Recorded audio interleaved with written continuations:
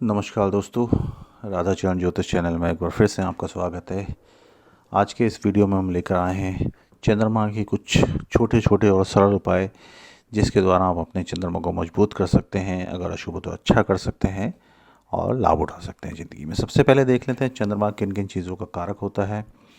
सबसे बड़ा चंद्रमा कारक है माता का और मन का, साथ साथ प्रसन्नता, यश, बचपन, दूध, चावल, कोई भी सफ़ेद चीज़, पानी, मोती, चांदी, ये सब चंद्रमा की चीज़ें हैं। राज्य, कृपा, जनता, उनकी भावनाएं, मानसिक शांति का कारक चंद्रमा है। सुंदरता का कारक चंद्रमा है। युवतियों का कारक चंद्रमा है। स्त्री सुख, सहजता, सरलता सब चंद्रमा से आती है। चीज़ों में रस जो आता है वो भी चंद्रमा से आता है। हमारी कांति, स्मरण शक्ति, प्रेम सब चंद्रमा से है। रक्त का प्रवाह चंद्रमा करता है। पेट और बाईं आँख, इन सब का कारक चंद्रमा ही है। अगर आपकी कुंडली में चंद्रमा शुभ है तो बुद्धिमान होंगे, प्रेरणादायक होंगे, सुखी जीवन रहता है, व्यक्ति को जीवन में सम्मान मिलता है, उनकी सोच सकारात्मक होती है और मन में एक सेवा भाव रहता है हमेशा। साथ ही साथ पानी या पानी से जुड़ी हुई चीज़ों से कोई भी कार्य करें, दूध से संबंधित कार्य करें, लिक्विड चीज़ों से संबंधित कोई भी कार्य करें तो लाभ होता है। अक्सर चंद्रमा वाले लोग करेंगे, छठा चंद्रमा हो तो अपनी जेब से पैसा खर्च करके भी सेवा करने को तैयार रहते हैं। काफ़ी कल्पनाशील माने जाते हैं, कलात्मक होते हैं, चेहरे पर चमक होती है और इनकी इंट्यूशन पावर काफ़ी अच्छी होती है। वहीं अगर चंद्रमा खराब है तो सबसे पहली बात है मन दुखी रहेगा, इंसान गरीबी में रहेगा, मान सम्मान नहीं मिलेगा, माँ परेशान रहेगी, चंद्रमा से संबंधित चीज़ों में कष्ट आएगा, राज्य से कष्ट मिलेगा, जनता से परेशानी होगी। और कहीं अगर बाई चांस चंद्रमा और शनि की युति हो गई तो ये विष योग बनता है। ऐसा इंसान तभी तक सुखी रहता है जब तक उसकी माँ जिंदा है। शनि अगर चंद्रमा को देखे तो कुछ ना कुछ चिंता लगी रहती है, हमेशा नहीं लेकिन टाइम टू टाइम कुछ ना कुछ दिक्कत में इंसान रहता ही रहता है। कुछ ना कुछ मानसिक संताप लगा ही रहता है। साथ साथ पैसा नहीं बचता ऐसे लोगों का और स्त्रियों से, युवतियों से दुख मिलता है। किसी न किसी कारण से ऐसी स्थिति बन जाती है कि उनको दुखी मिलता है। अगर चंद्रमा अशुभ है तो काफ़ी रोगों का कारक भी बनता है। सबसे बड़ी बात है क्योंकि पानी का कारक है तो सर्दी, जुकाम, उल्टी, दस्त ये सब हो जाते हैं। चंद्रमा हमारी मानसिक भावनाओं का कारक है तो उन्माद, हिस्टीरिया, डर, मानसिक रोग ये भी है। अक्सर आपने देखा होगा या सुना होगा कि जो पागल लोग होते हैं या जिनका थोड़ा मानसिक स्थिति ठीक नहीं है, पूर्णमासी और चंद्रमा के आसपास वो काफ़ी परेशान रहते हैं, काफ़ी हिस्टीरिया टाइप में दौरे भी आ जाते हैं कई लोगों को। तो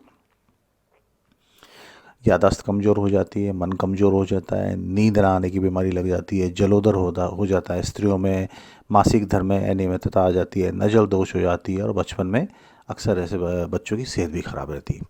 अब अगर आपकी कुंडली में चंद्रमा शुभ है तो बहुत सिंपल सा काम ये करें कि शिव जी की पूजा शुरू कर दें। भगवान शिव जितना आपको चंद्रमा की अशुभता से बचाएंगे उतना कोई नहीं बचा सकता। उन्होंने अपने मस्तक पर उसको धारण किया है। तो सोमवार का व्रत करें, शिवलिंग पर जल चढ़ाएं और चंद्रमा को खीर अर्पित करें। मोती धारण करें, गंगा स्नान करें, चावल, दूध, चांदी का दान करें। लेकिन ये ध्यान रखिएगा अगर चंद्रमा अच्छा हो तो इन चीज़ों का दान ना करें कभी भी, चावल, दूध, चांदी का या सफ़ेद चीज़ों का। और अगर ख़राब है तो माँ का आशीर्वाद सबसे ज़्यादा लें, बुजुर्ग स्त्रियों की सेवा करें। ख़राब है गाय को 5 बड़े पताशे खिलाएं, तारा जिसे कहते हैं। और शनि अगर देख रहा है या ऐसी चंद्रमा ख़राब है तो कोशिश कीजिए, मतलब शुक्र कृष्ण पक्ष का हो या शनि देख ले, राहु देख ले, तो कोशिश करके रात के समय ना, शाम होने के बाद, अंधेरा होने के बाद किसी भी तरह की दूध या सफ़ेद चीज़ें ना खाएं। अगर कुछ और घरों से पीड़ित है वो बता देता हूँ। राहु से अगर चंद्रमा पीड़ित है तो जौ को दूध में, मतलब रात भर उस जौ को दूध में भिगो दें और सुबह जौ को और उसमें थोड़ी चीनी मिलाकर पीस के थोड़ा सा पेस्ट बना लें और उसको शिवलिंग पर चढ़ाएं, बहुत अच्छा लाभ होगा। अगर मंगल से चंद्रमा पीड़ित हो रहा है तो हनुमान जी की पूजा करें, सिंदूर, चांदी का वर्क, आंवले का तेल दान करें, आटे के पेड़े गाय को खिलाएं और हनुमान अष्टक का पाठ करें, हनुमान जी भला करेंगे। अगर शनि से पीड़ित है चंद्रमा, उसकी वजह से आप दुख पा रहे हैं तो कुछ कोशिश करें कि नमकीन चावल गरीबों में बांट दें। अगर फिर भी आपको मानसिक अवसाद रहता है, मानसिक टेंशन रहती है तो बहुत सिंपल सा उपाय है, सिर्फ 41 दिन कर लीजिएगा।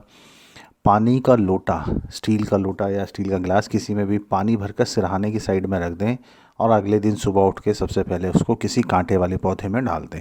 कांटे वाला पौधा गुलाब हो सकता है, पर घर से बाहर डालें, वो ज़्यादा अच्छा रहेगा। ये छोटे छोटे सिंपल से उपाय हैं, इनको आप कीजिए। सबसे बड़ी उपाय यही है कि जो आपके जीवित हैं, जो आपके रिश्तेदार हैं, सबसे बड़ा चंद्रमा के लिए माँ है।